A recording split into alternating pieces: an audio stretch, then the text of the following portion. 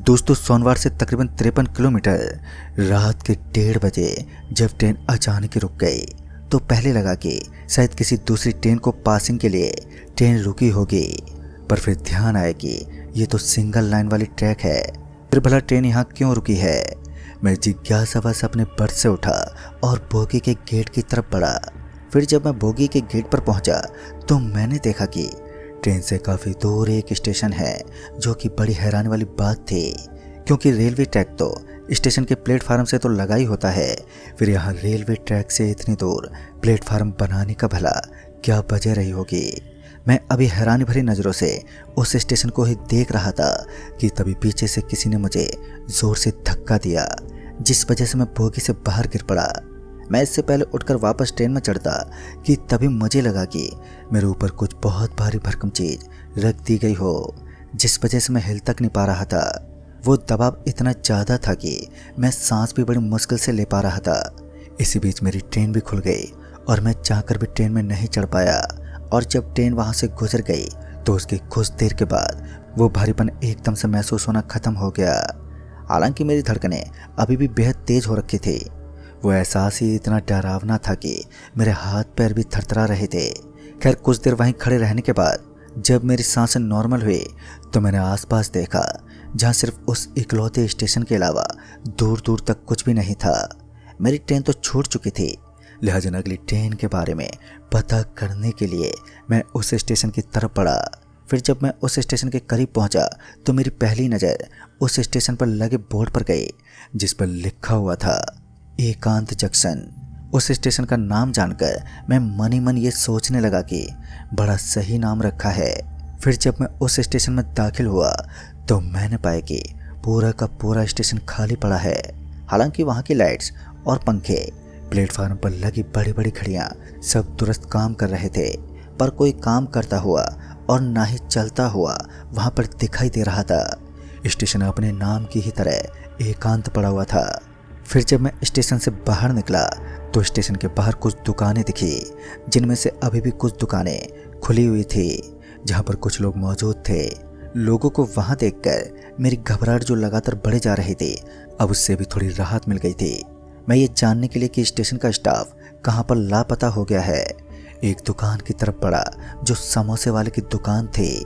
जब मैं उस दुकान वाले के पास पहुंचा तो मैंने पाया कि वो दुकानदार उदास है, जो उसके चेहरे से साफ जाहिर था।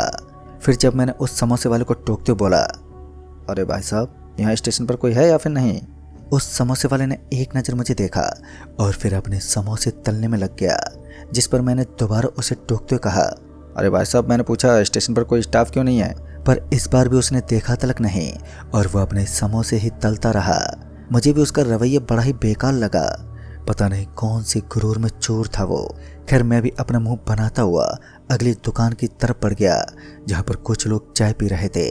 मैं जैसे उस चाय की दुकान पर पहुंचा कि उस चाय वाले भैया ने मुझे एक प्याली चाय थमाते हुए कहा, साहेब अभी इस वक्त कोई ट्रेन नहीं आने वाली, कल सुबह 7 बजे ही ट्रेन आएगी। इस पर मैंने कहा, पर स्टेशन पर कोई स्टाफ क्यों नहीं है।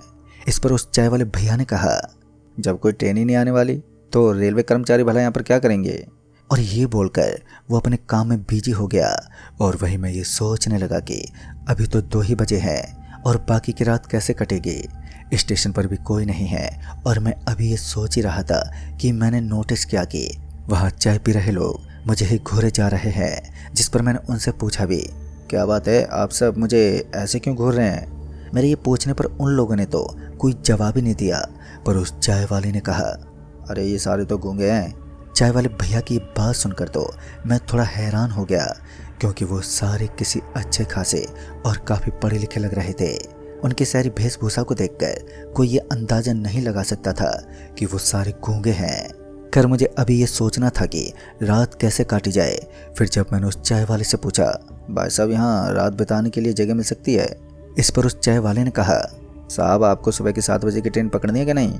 इस पर मैंने कहा, हाँ बिल्कुल पकड़नी है भाई।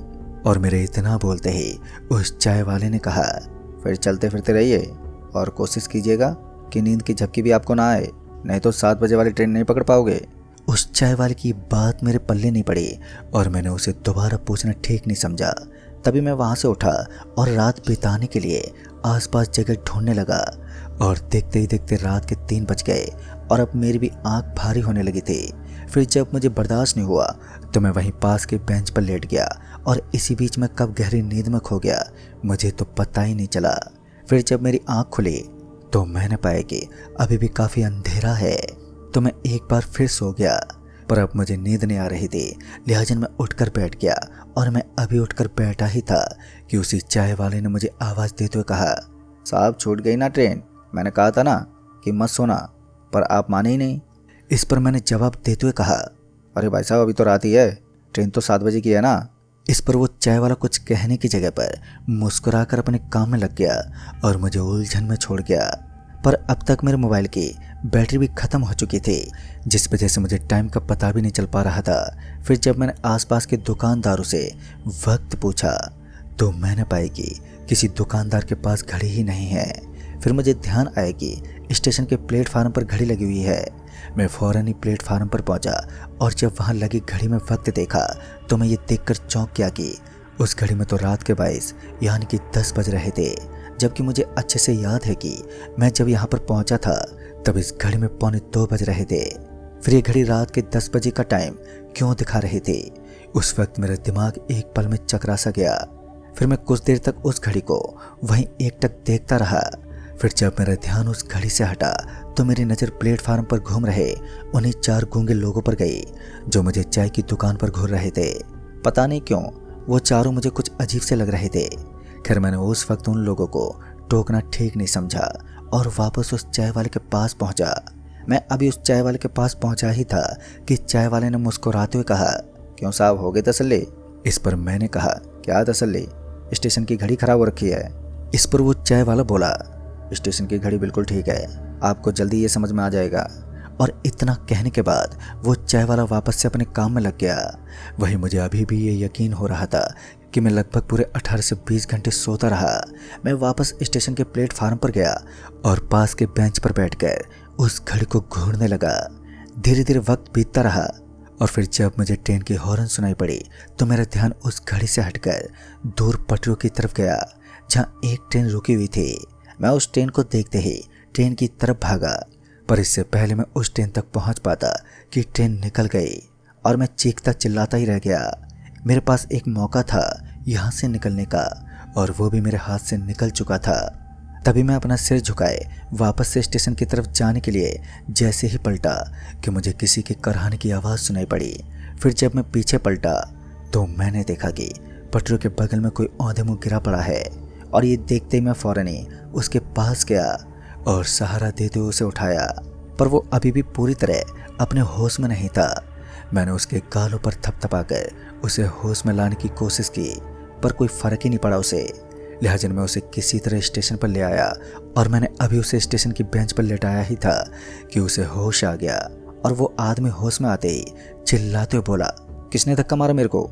अभी उसने इतना बोला ही था कि उसे एहसास हुआ कि वो ट्रेन की बोगी में नहीं बल्कि स्टेशन की प्लेटफार्म के बेंच पर बैठा है। ये एहसास होते ही वो आदमी एकदम से शांत हो गया और आसपास देखने लगा। फिर कुछ देर अपने चारों तरफ देखने के बाद वो आदमी बेंच से उठते हुए बोला, मैं यहाँ पर कैसे आ गया? मैं तो ट्रेन में था ना। इतना बोलते ही वो आदमी एकदम से गुस्से में आ गया और मेरे पर झपटते हुए बोला, तू ही है ना वो जिसने मुझे ट्रेन से धक्का दिया था? फिर मैंने किसी तरह अपना बचाव करते हुए कहा, भाई साहब मैं वो नहीं हूँ, मैंने तो बस आपको पटरी के पास पड़ा हुआ देखा था तो मैं आपको यहाँ पर उठा कर ले आया। मैंने अभी इतना कहा ही था कि उस आदमी का ध्यान प्लेटफार्म के नीचे गया तो उसने कहा, ये कैसा स्टेशन है?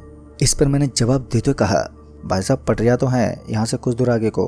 उस आदमी को देखकर ये साफ जाहिर था कि यह आदमी उसी सदमे से गुजर रहा है जिससे मैं गुजरा था, पर समस्या अभी भी बरकरार थी।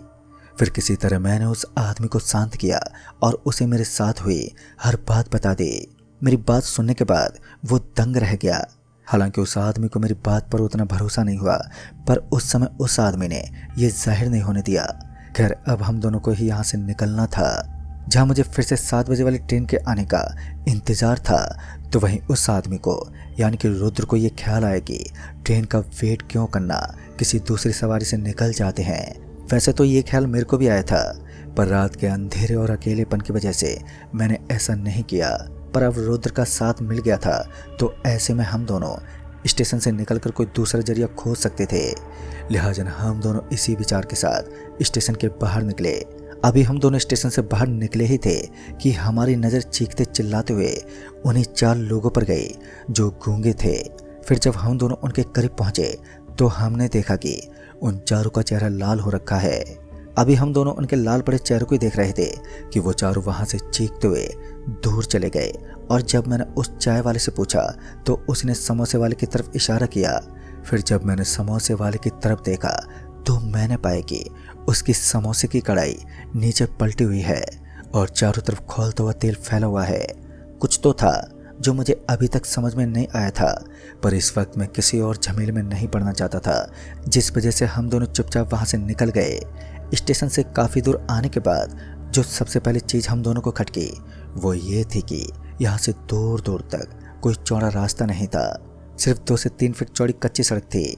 ऊपर से अंधेरा होने के कारण हम दोनों को ज़्यादा दूर तक दिखाई नहीं दे पा रहा था, पर हम दोनों लगातार आगे बढ़े जा रहे थे। हमें ये तो पता नहीं था कि अभी कितना वक्त हुआ है, पर अब हम दोनों ही चलते चलते, जिसके चलते हम दोनों कुछ देर सुस्ताने के लिए बैठ गए। और सुस्ताते हुए कब हम दोनों की आंखें लग गई हमें पता ही नहीं चला।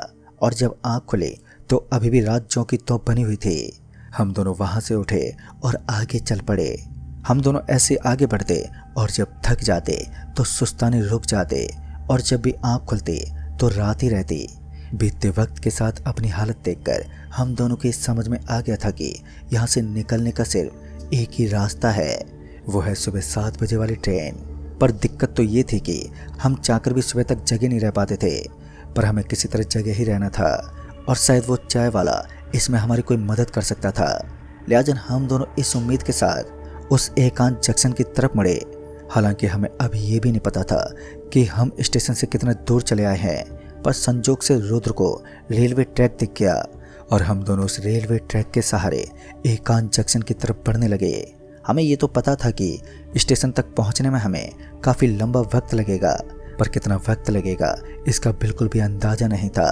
पर हम दोनों चलते रहे और जब भी हम दोनों की आंखें भारी होने लगती तो हम दोनों एक दूसरे को चींटी काटने लगते ताकि हम दोनों जगे रह सकें और दिन का उजाला देख पाएं। पर हमारी सारी तरकीबें बेकार हो रही थी, पता नहीं कैसे, पर हम दोनों की हर बार आंख लगी जाती थी और जब आंख खुलती तो वही अंधेरा दिखता। पर हम दोनों ने हिम्मत नहीं हारी और अपनी इकलौती उम्मीद की तरफ बढ़ते रहे। आखिरकार हम दोनों एकांत जंक्शन पहुंच ही गए। स्टेशन पर पहुंचते ही जब हम दोनों उस चाय वाले के पास पहुंचे तो वो चाय वाला हमें देखते ही बोला, अरे साहब बड़े दिनों बाद। इस पर जब मैंने उसे कुछ कहना चाहा तो मैंने पाया कि अब मेरे मुंह से आवाज़ ही नहीं निकल रही है। मेरा गला पूरी तरह बैठ गया था, यहाँ तक कि रुद्र के गले से भी आवाज़ नहीं निकल पा रही थी। हम दोनों इसी उलझन में थे कि अचानक से हमारे गले को भला क्या हो गया कि तभी स्टेशन की तरफ से एक आदमी अपना सर पकड़ते हुए आया और चाय वाले से बोला, अरे भैया यहाँ स्टेशन पर कोई दिखाई क्यों नहीं दे रहा है, और वो मेरी ट्रेन भी छूट गई है और अगली ट्रेन कब आएगी यही पता करना था। इस पर वो चाय वाला उस आदमी को चाय की प्याली थमाते हुए बोला, साहब अभी तो यहाँ पर आपको कोई नहीं मिलेगा, सुबह 7 बजे ही कोई आएगा और अगली ट्रेन भी सुबह 7 बजे आएगी। उस चाय वाले ने उस आदमी को भी वही बात बोली जो उसने मेरे को उस रात बताई थी। इसी बीच उस आदमी ने हम दोनों को घूरता देखते हुए बोला, अरे भाई ऐसे क्या देख रहे हो। उस आदमी के इतना कहते ही उस चाय वाले ने उस आदमी से कहा, ये बेचारे तो गूंगे हैं, भला ये क्या बताएंगे। चाय वाले के इतना कहने के बाद वो आदमी चाय की प्याली उस चाय वाले को थमाते हुए आगे बढ़ गया। अभी वो आदमी कुछ ही कदम आगे बढ़ा ही था कि चाय वाला बोला, साहब कोशिश करना कि आंख तलक ना झपके। और ये सुनकर वो आदमी एक पल के लिए ठहरा और फिर वहां से चला गया। उस चाय वाले की बात सुनकर ये तो अब मुझे पक्का यकीन हो गया था कि यहाँ से निकलने का रास्ता सिर्फ यही जानता है। अब बस किसी तरह से उस चाय वाले से ये पता करना था। और जब मैंने इशारे में उस चाय वाले से मदद मांगी तो उसने उस समोसे वाले की तरफ इशारा किया और फिर चुपचाप अपने काम में लग गया। इशारा पाने के बाद मैं और रुद्र उस समोसे वाले के पास पहुंचे जो खोलते हुए तेल में समोसे तल रहा था। उस समोसे वाले ने हम दोनों को एक नज़र देखा और बिना टेंशन दिए वापस अपने समोसे तलने लगा। चूंकि हम दोनों कुछ बोल नहीं पा रहे थे, लिहाजा मैं इशारे से उस समोसे वाले को अपनी बात समझाने की कोशिश करने लगा। पर वो समोसे वाला मेरी बात समझने की जगह वो इरिटेट होने लगा, जिस वजह से पहले तो उसने हम दोनों को वहाँ से जाने को कहा, पर जब हम उसके कहने पर भी वहीं जमे रहे तो वो हमें मारने को उठ गया, जिस वजह से हम दोनों को मजबूरन उस समय वहाँ से जाना पड़ा। पर कुछ समय के बाद हम दोनों एक बार फिर उस समोसे वाले के पास पहुँचे और अपनी बात समझाने की कोशिश करने लगे। इस बार वो समोसे वाला हम दोनों को गौर से देखने लगा। ऐसा लग रहा था कि इस बार वो हमारी बात समझने की कोशिश कर रहा है। पर जब उसने अचानक से हम दोनों पर खौलता हुआ तेल फेंक दिया तो एहसास हुआ कि वो तो हम दोनों को सबक सिखाना चाहता था। हम उस खौलते हुए तेल से इतना ज़्यादा झुलस गए थे कि हमें कुछ भी नहीं सूझ रहा था। अब हम दोनों इधर उधर चीखते चिल्लाते फिर रहे थे, पर वहाँ पर मौजूद लोगों में से कोई भी हमारी मदद करने नहीं आ रहा था। उस दर्द में चीखते चिल्लाते कब रात से सुबह का दिन निकल आया पता ही नहीं चला, और जब ट्रेन के हॉर्न सुनाई दी तो तब जाकर ध्यान गया कि सुबह हो गई है। हम दोनों अभी भी बहुत दर्द में थे, पर हम दोनों अपना दर्द भूलकर ट्रेन की तरफ भागे। अभी हम दोनों ट्रेन की तरफ भाग ही रहे थे कि मुझे वो कल रात वाला आदमी बेंच पर सोता हुआ नजर आया। मैंने उसे उठाने की बहुत कोशिश की, पर वो नहीं उठा और मजबूरन मुझे वहीं छोड़कर ट्रेन की तरफ भागना पड़ा। आखिरकार मैं और रुद्र ने वो सुबह की 7 बजे वाली ट्रेन पकड़ ही ली और उस रहस्यमय स्टेशन से बाहर निकल आए। दोस्तों, आज इस बात को एक अरसा बीत गया है। रुद्र और मैं अच्छे दोस्त बन गए हैं, पर हम दोनों को अक्सर उस एकांत जंक्शन की याद आती है। पता नहीं उस मुसाफिर का क्या हुआ होगा, और हमारे मन में सवाल तो कई आते हैं जिनका हमारी दुनिया में कोई जवाब ही नहीं है।